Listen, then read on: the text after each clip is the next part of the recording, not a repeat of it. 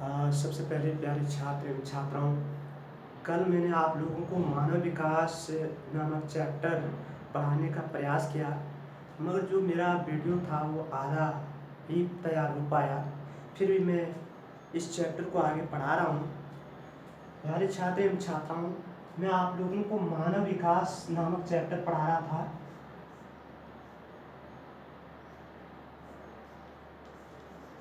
मानव विकास यानी human development.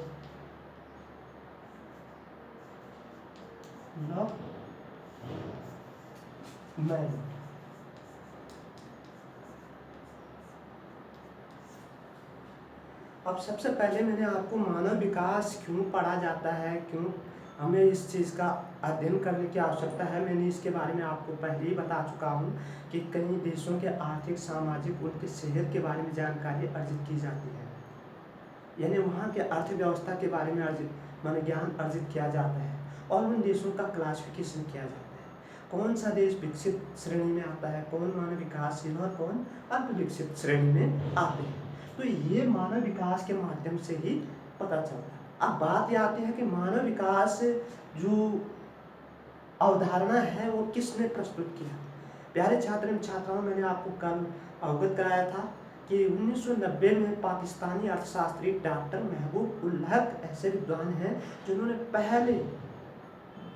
सबसे पहले क्या है मानव विकास की अवधारणा प्रस्तुत की, और इनके मानव विकास की अवधारणा में जो सहयोग प्रदान करने वाले हैं वो है हमारे देश के यानी भारत के प्रमुख अर्थशास्त्री डॉक्टर अमर्त्य सेन। अब बात ये आते हैं कि मानव विकास का अर्थ क्या है। प्यारे छात्र एवं छात्राओं, मानव विकास का सामान्य अर्थ क्या है कि मानव के सर्वांगीण विकास से है, जिसमें क्या है मानव का सर्वांगीण विकास में क्या है, मानव विकास का तात्पर्य मानव के स्वस्थ भौतिक वातावरण से यानी पर्यावरण से लेकर के उसके आर्थिक, सामाजिक, राजनीतिक समस्त विकल्पों के विस्तार एवं उनके मतलब उस क्षेत्र के मानव के स्वास्थ्य, शिक्षा, सशक्तिकरण जैसे विकल्पों के वृद्धि की प्रक्रिया को हम मानव विकास कहते हैं। यानी मानव विकास का जो आधार है वो आर्थिक, सामाजिक, राजनीतिक है। तो इस प्रकार मानव विकास का अर्थ हुआ। फिर एक बात पुनः कह रहा हूँ, मानव विकास का तात्पर्य क्या है। मानव विकास का सामान्य अर्थ है मानव का सर्वांगीण विकास है, जिसमें क्या है मानव का स्वस्थ भौतिक वातावरण से लेकर के आर्थिक, सामाजिक, राजनीतिक विकल्पों यानी राजनीतिक स्वतंत्रता तक समस्त विकल्पों के विस्तार तथा उनके मतलब उस क्षेत्र के मानव के स्वास्थ्य, शिक्षा, सशक्तिकरण जैसे विकल्पों के वृद्धि की प्रक्रिया को हम मानव विकास कहते हैं। अब मानव विकास के घटक क्या है। प्यारे छात्र एवं छात्राओं, मानव विकास के घटक, मानव विकास के 4 घटक हैं। यानी किसी भी देश के मानव विकास में जो तत्व हैं, जिन चीज़ों से हम उस देश के मानव विकास को समझ सकते हैं, वो 4 तत्व हैं। नंबर 1 ये समता, बी सतत पोषणीयता, नंबर सी उत्पादकता, और नंबर डी है सशक्तिकरण। सशक्तिकरण, ये 4 घटक किसी देश के मानव विकास को प्रभावित करते हैं। यानी इनके संतुलित होने पर उस देश का मानव विकास बढ़ेगा और इनके असंतुलित होने पर उस देश का मानव विकास घटेगा। ये 4 घटक हैं। इनमें सबसे पहले समता, इसका मतलब है एक संतुलित समाज से है, संतुलित समाज से है। यानी जिस देश का माना मानव समाज में समानता हो, हर चाहे आर्थिक, सामाजिक, राजनीतिक स्तर से समानता हो, उस देश का मानव विकास बढ़ता जाता है।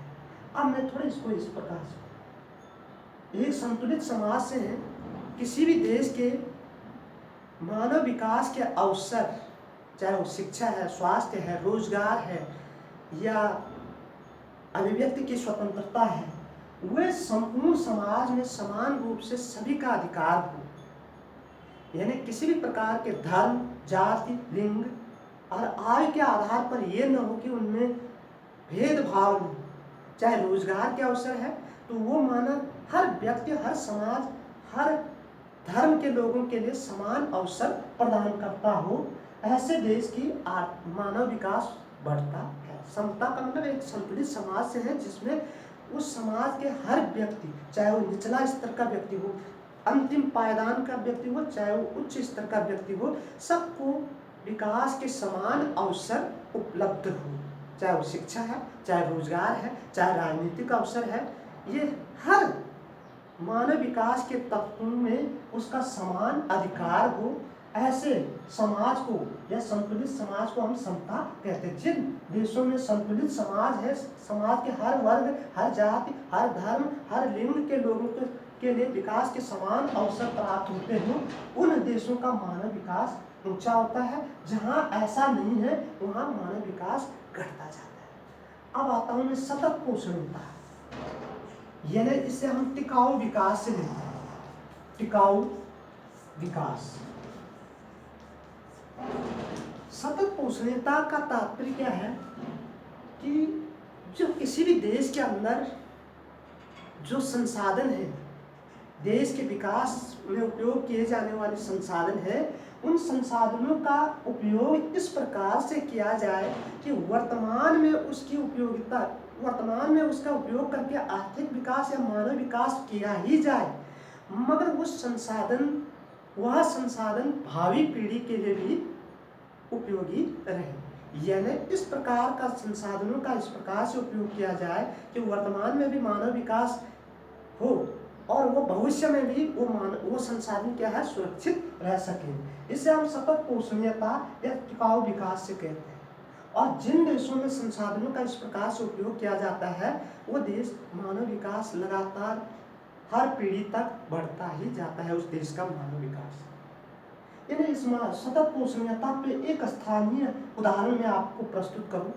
यदि आपके बगीचे में राई का पौधा है, अगर राई सब्जी ले रहे हैं तो उसके पौधे के सब्जी पत्तियां आप लें और उसका सब्जी एक बार करें, फिर पुनः उसमें पत्तियां आ जाए, फिर 2 बार, फिर अगर माना आपने कहा नहीं मुझे राई की सब्जी खाना है, जड़ी से उखाड़ दिया तो एक ही बार आप उपयोग कर पाएंगे। अगर पत्तियां लेते रहोगे, उस संसाधन का उपयोग आपने लगातार क्रम वाइज आगे बढ़ाते हैं। तो वैसी देश के विभिन्न प्रकार के जो संसाधन हैं, उनका ऐसा उपयोग किया जाए जो वर्तमान में भी विकास के लिए अवसर प्रदान करें और भविष्य के लिए भी वो सुरक्षित रहे। इस प्रकार की स्थिति को हम सतत पोषणीयता कहते हैं। अब आता हूं मैं चौथा, उत्पादकता। प्यारे छात्र एवं छात्राओं, ये उत्पादकता अर्थशास्त्र का उत्पादकता नहीं। उत्पादकता का अर्थ मानव श्रम या मानव कार्य क्षमता से, या भूगोल में हम पढ़ रहे हैं, उत्पादकता का अर्थ क्या है, मानव का श्रम और या मानव का कार्य क्षमता। किस प्रकार का मानव की कार्य क्षमता है से लोगों की कार्य क्षमता में वृद्धि करके ऐसी उत्पादकता में वृद्धि करना चाहिए जिसमें उस राष्ट्र का सबसे मूल्यवान संसाधन, मानव संसाधन की कार्य क्षमता में वृद्धि के लिए उत्तम शिक्षा, उत्तम स्वास्थ्य, पोषण के अवसर प्रदान किए जाए, जिसे हम उत्पादकता कहते हैं। यानी सीधे सीधे मोटे अर्थों में उत्पादकता का मतलब यहाँ पे क्या है, मानव की कार्य क्षमता से। अब मानव की कार्य क्षमता कैसे बढ़ेगी, जब उसको सुदृढ़ शिक्षा मिलेगी,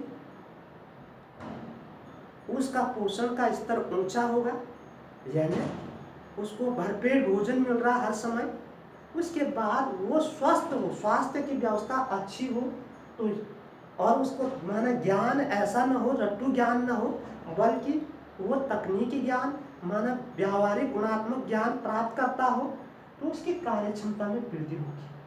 अगर भूखा है, बीमार है, अज्ञानी है, निरक्षर है, तो वो उस देश के मानव संसाधन क्या है, उसकी कार्य क्षमता घटती जाएगी। तो यह है उत्पादकता। उत्पादकता का मतलब क्या है, मानव की कार्य क्षमता में वृद्धि से। और मानव की कार्य क्षमता में वृद्धि कैसे होगी, जब उस देश के क्या है, पोषण में वृद्धि होगी, स्वास्थ्य अच्छा होगा, वहाँ की शिक्षा का स्तर उच्च स्तर का होगा, तो वहाँ के जो विशाल मानव संसाधन है उसकी कार्य क्षमता बढ़ेगी। और जब कार्य क्षमता बढ़ेगी तो उस देश का क्या है, विकास बढ़ेगा। अब आता हूँ मैं सतत पोषणीयता, सशक्तिकरण, सतत पोषणीयता मैंने पढ़ा दिया। प्यारे छात्र एवं छात्राओं, सशक्तिकरण का मतलब है मानव विकास में सशक्तिकरण का जो तात्पर्य है कि मानव के क्या है, भूख, गरीबी, दासता, बंधुआकरण और अज्ञानता, निरक्षरता से मुक्ति तथा मानव समाज के प्रत्येक वर्ग के लोगों की क्या है, क्षमता में वृद्धि द्वारा जो मानव विकास प्राप्त किया जाता है उसे हम सशक्तिकरण कहते हैं। मैंने क्या कहा, सशक्तिकरण। सामान्य अर्थों में सशक्तिकरण का तात्पर्य उस देश के मानव का क्या हो, भूख, गरीबी, दासता, बंधुआकरण, निरक्षरता,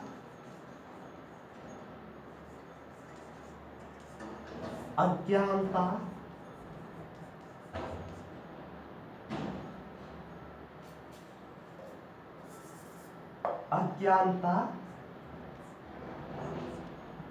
अज्ञानता से मुक्ति प्राप्त, अज्ञानता से क्या हो, मुक्ति प्राप्त हो, और वो मानव विकास, उसके मानव विकास की कार्य क्षमता वृद्धि हो, उसे हम सशक्तिकरण कहते हैं। यानी जिस देश में भुखमरी, गरीबी, दासता, बंधुआकरण, निरक्षरता, अज्ञानता में वृद्धि है, वहाँ का मानव विकास नीचे होगा। और जिन देशों में भूख, गरीबी, दासता, बंधुआकरण, निरक्षरता, अज्ञानता से मुक्त प्राप्त होकर के वो निरंतर आगे बढ़ रहे हैं, उस देश की मानव विकास क्या है, ऊंचा होगा। तो प्यारे छात्र एवं छात्राओं, मानव विकास को प्रभावित करने वाले जो 4 घटक है, आपको प्रश्न पूछा जा सकता है कभी कभी, मानव विकास क्या है, उसके 2 घटकों में सतत पोषणीयता और उत्पादकता से आप क्या समझते हैं। या आपको ऐसा प्रश्न आ सकता है, मानव विकास क्या है और समता और सतत पोषणीयता से आप क्या समझते हैं, या सशक्तिकरण से आप क्या समझते हैं। तो ये इस प्रकार से पूछा जाए। एक बात सुनो, मानव विकास के घटक क्या है, 4 घटक हैं, उनमें समता, इसमें सीधे सीधे है समाज, संतुलित समाज से है, जिसमें समाज के प्रत्येक वर्ग, जाति, धर्म, लिंग, आयु, समस्त लोगों को क्या है, समान विकास के अवसर प्राप्त होते हो, उस देश का क्या है, मानव विकास आगे। यदि वहाँ संतुलित समाज नहीं है, हर जाति, धर्म, लिंग, आयु को समान विकास के अवसर न मिलता हो, उनकी समता असंतुलित होने के कारण उनका मानव विकास घट जाएगा। सतत पोषणीयता मतलब किसी संसाधन का वर्तमान में मानव विकास में प्रयोग करने के बाद भी वो भविष्य के लिए भी सुरक्षित रखने का एक तरीका है, टिकाऊ विकास से। यानी सतत पोषणीयता में क्या है, हम किसी भी संसाधन को भविष्य की पीढ़ी को ध्यान में रख करके उपयोग करते हैं, यानी वर्तमान में भी हम उसका उपयोग करते हैं और भविष्य में भी सुरक्षित रखें, ऐसे स्थिति को हम सतत पोषणीयता कहते हैं। अब आता है उत्पादकता। उत्पादकता, यहाँ मैंने अर्थशास्त्र की उत्पादकता की बात नहीं की, उत्पादकता यहाँ मानव की कार्य क्षमता में वृद्धि से है। और मानव की कार्य क्षमता में वृद्धि कैसे होगी, उत्पादकता माने ऐसे वृद्धि करना है कार्य क्षमता में वृद्धि कैसा होगा, जब भूखमरी से मुक्ति होगी, शिक्षा अच्छा होगा, स्वास्थ्य का स्तर अच्छा होगा, तो उस देश की मानव की कार्य क्षमता बढ़ेगी और कार्य क्षमता बढ़ेगी तो देश के विकास में काम करेंगे और देश का विकास होगा तो उस देश का मानव विकास बढ़ता जाए। यदि उस देश की कार्य क्षमता मानव संसाधन की कार्य क्षमता न्यून होगी तो उस देश का अर्थव्यवस्था धीरे धीरे घटता जाएगा, यानी मानव विकास का स्तर नीचे उतरता जाएगा। और सशक्तिकरण में क्या है, मैंने क्या कहा, सशक्तिकरण का अर्थ